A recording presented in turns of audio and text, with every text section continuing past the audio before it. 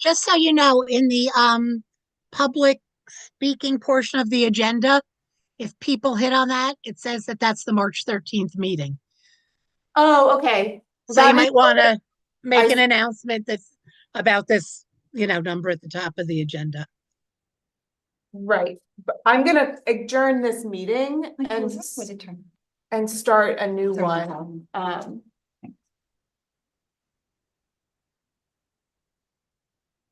Oh, I didn't hear you, Mary Lou. Okay, in the on the agenda where it gives the link for public speaking, when you click on that link, it tells you that's the March 13th meeting schedule. Oh, okay, yes. Yeah. Okay, I will be adjourning this meeting though, and then we'll open up that meeting with that Zoom link. Okay. Okay, so we are streaming right now. Hello, everyone. Welcome. I'd like to call the Town of Rochester Town Board public hearings to order. If you could all stand for the pledge to the flag. I pledge allegiance to the flag of the United States of America and to the republic for which it stands, one nation, indivisible, with liberty and justice for all.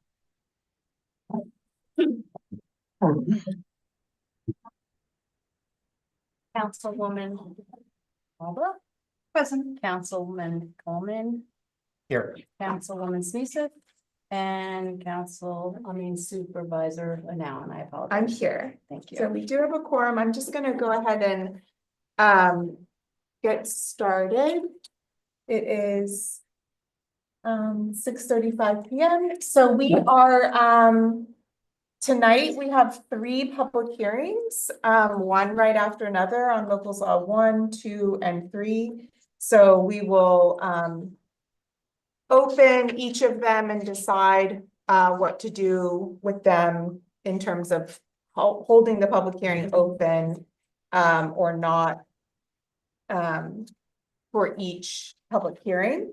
Then after the public hearings have concluded for the evening, we will adjourn this meeting and then we will open our workshop meeting, which will actually be, we'll end this stream, open a new meeting because of the Zoom participation links that were noticed in the meetings. So with that, my note about public hearings is public hearings are a requirement of legislative acts. They are meant to be comments addressed to the town board.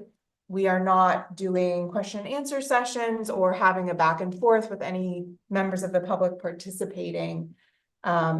What we typically do is open the hearing up to anyone that is here in person. And then if anyone joins us on Zoom to participate, we then go to them. And then if anyone wishes to speak twice, we ask that you wait until everyone that's wanting to speaks at least once. So with that, I will open the public hearing for Local Law 1 of 2025. This public hearing is a local law rescinding and revoking Local Law 1 of 2015 and all amendments thereto made by Local Law 2 of 2018, Local Law 2 of 2019, and Local Law 1 of 2020 grievance day. For the public hearing is for tonight, February 27th, 2025 at 6:30 p.m.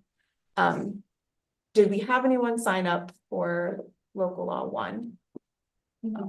Okay, is there anyone here who wishes to speak about Local Law 1 of 2025, rescinding the grievance day local law?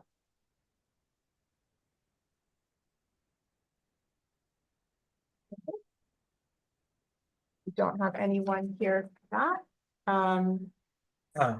Make a motion to close the public hearing for Local Law 1, 2025. Second. All in favor? Aye. Aye. Opposed, abstain, motion carries. Okay, so moving on, I'd like to open the public hearing for Local Law 2 of 2025. amending local law 6 of 2024, amendments made to chapter 140 zoning due to errors and omissions. This public hearing is opening tonight, February 27th, 2025, immediately following the public hearing for local law 1. Is there anyone here who'd like to speak on local law 2 of 2025? Okay, would you state your name? Thank you. Good evening. Nicholas Ward Willis, attorney with Keenan Bean, counsel for Gasoline Petroleum Incorporated. Thank you, supervisor, members of the board. I'm here tonight on behalf of our applicant to comment on and request that you modify local law number 2, if not reject it outright, but to recognize it does require some clarification to your code. Our client is proposing a gas station at corner 209 and Metacons Road, and had submitted an application initially in March of 2024, met with staff, appeared before the planning board, did so again in July and again in August, had meetings, spent a considerable amount of money to modify the plans in response to comments from the board. And then we're told there was going to be a public hearing scheduled on their application, and then learned, unfortunately, that after those statements were made, we weren't placed for a public hearing, and instead this board adopted the local law that you had undertaken to amend your zoning code, and that our use was no longer permitted use in that district. You can imagine our surprise after spending significant dollars and not being informed about this, and in fact being encouraged to continue our application and make changes to it. So we were surprised at that time to learn that our use was not permitted. We did not think, we recognize the town board has the right to amend its zoning. But as someone who was a business who was coming into your community and spending dollars and wanting to invest in the community, we felt a little disappointed that there wasn't this transparency and this communication from the town about changes that you were proposing, and that the planning board, which was reviewing it, didn't make those changes. So we, after the law was adopted, we submitted our application that we felt was conforming. We modified it to be a convenience market. It allowed a gas station use with a convenience market. We recognized there was some discrepancy in the language, and that's what your law addresses. We have some questions that would suggest that you would modify convenience market to permit the sale of gasoline as it previously provided by removing the sale of gasoline from convenience market, in addition to the change you made back in November where you removed gasoline filling stations as a use, so that's no longer permitted in any district in the town. You will no longer allow any gas station use to be permitted within the town of Rochester. So no new gas stations can come in. Your existing gas stations will be grandfathered, and that we think is not in the interest of the community. We think there is a need for continued gas stations despite what others may feel. We do believe the market shows that there is that need. So we would ask that your local law be amended to change the definition of convenience market to allow gas stations. Also, with respect to the Aquifer Protection Overlay Zone District, we recognize that has been modified to now where previously was focused on bulk sales. You're now targeting gasoline filling stations and individual sales from retail. We don't think that's appropriate. We think DEC provides appropriate regulations to protect aquifers. And in fact, if your true intent here is to protect the environment in the aquifer, I question whether when you're talking about bulk storage and sales, whether that includes heating oil tanks. Because as I think everyone recognizes, heating oil tanks are more a source of contamination in the environment than gasoline stations. If you go onto the DEC database, they show that there are hundreds of spills and significantly more from heating oil tanks than there are from gasoline stations. And the heating oil tanks are close to individual wells as well as located over aquifers. And heating oil tanks are not regulated. They're not inspected. They don't get changed. They can be 50 years, 60 years old. And there are spills more from deliveries, the heating oil tanks, than there are from gas stations. So if the intent is to protect your aquifer protection zone, I hope that you're going to be true to your words and then clarify this law in I to say that it does include heating oil tanks also, because that would then be consistent with your intent, or at least think your intent is. So I would request that you make those amendments.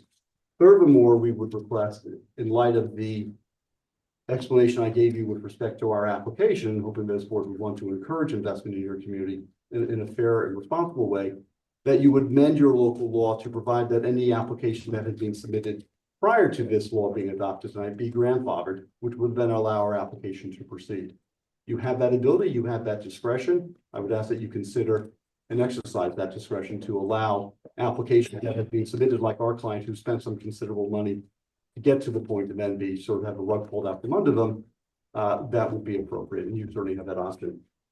The other item I would like to address is this board's violation of the New York State Open Meetings Law, and that you cannot take action tonight because the town, not intentionally, has not complied with the Open Meetings Law.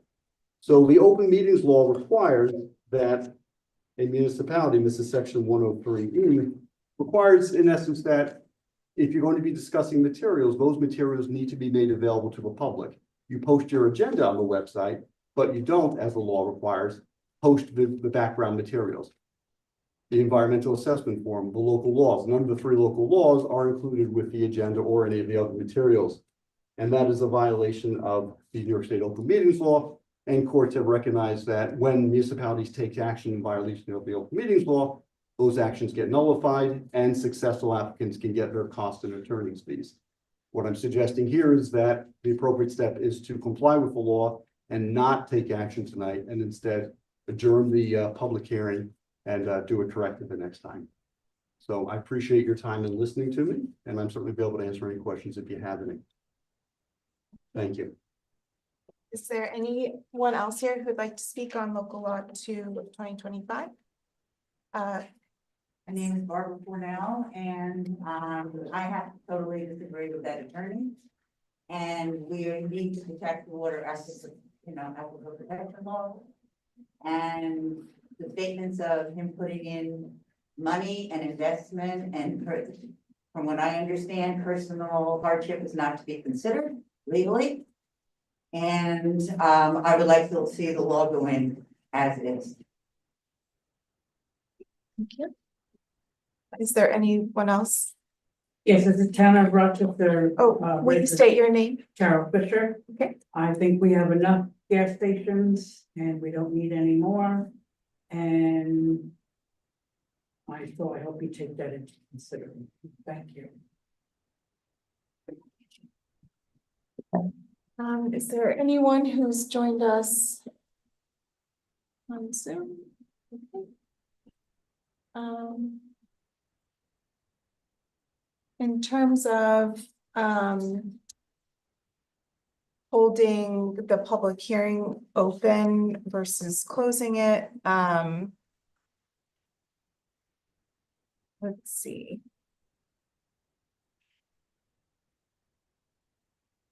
Mary Lou, can I check in with you about whether or not the long EAF should have been posted?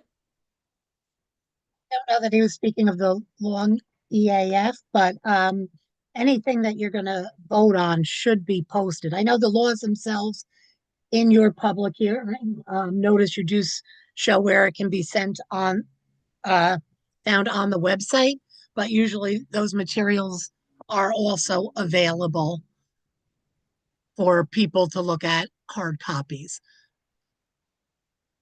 Okay, so do you advise that we hold the public hearing open? Yeah, and I think we had been talking about that might happen anyway. So it's no harm to hold it open until your next meeting and then make sure you have all those materials available. You can even attach them Yeah, to next meeting's agenda. okay. So I'll entertain a motion. Motion to keep the public hearing open until March 13th. March 13th At 6:30. at 6:30 at the Herald. Living. Yes. 15 back on the road. Back on New York. Okay. Do I have a second? Second. All in favor? Aye. Opposed, abstain, motion carries. Okay.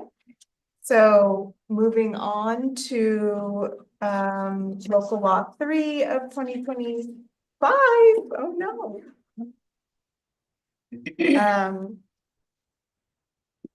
So, Local Law 3 of 2025 is an amendment to Chapter 128 of the Code of the Town of Rochester to add a tax exemption for volunteer firefighters and volunteer ambulance workers who serve in neighboring towns immediately following the public hearings for local laws 1 and 2. So I'd like to open that public hearing right now. Is there anyone here who wishes to speak on Local Law 3 of 2025? Is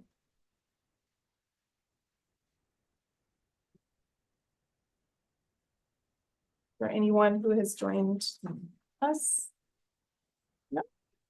Make a motion to close the public hearing on local law 3 of 2025. Motion. Or second, sorry. All in favor? Aye. Aye. Opposed, abstained, motion carries. Okay, so I'll take a motion to adjourn the public hearing meeting. I motion. Second. All in favor? Aye. Aye.